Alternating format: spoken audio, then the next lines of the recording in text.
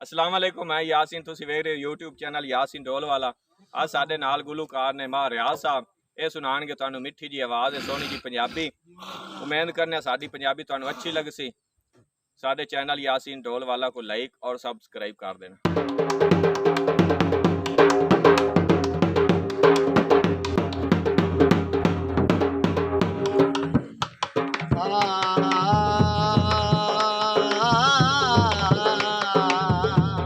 वाह जी वाह। मोड़ मुआ वो चंगी कत्ती आदत अमल कमल आलुआ वाह जी वाह। ते पासा नाल सिराणा आंद वाह जी वाह। ओ कदी उस पासे ओ कला जदों ने बाणा ओ सदो बख्तियारो जिसने नौरान दे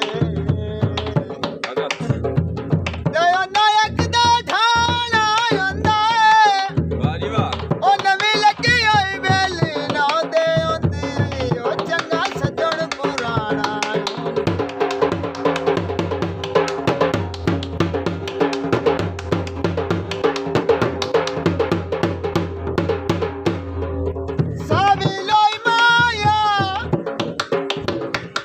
सावी लोई माया ओ अध विच छोड़ दित्ती ओ चंगा प्यार की कोई ना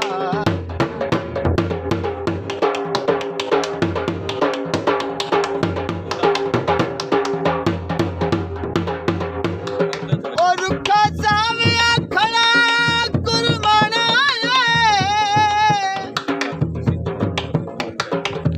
ते बहु माणा निन गया छाउंद ओ मेरे नाल दा शगर पटीज गिलाए ओ पट गए नी लोग किदाऊं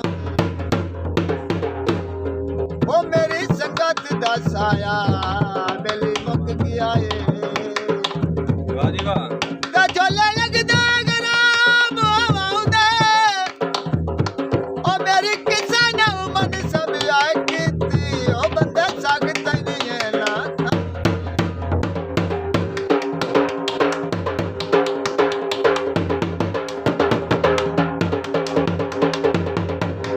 लट्ठा बरी कोवे ओ लट्ठा बरी कोवे ओ रंग भावे जिया जिया होवे ओ बंदा नियत दा ठीक हो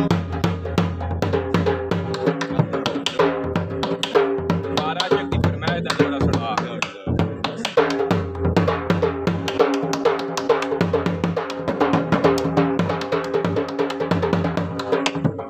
ओए सास तबली रख लाए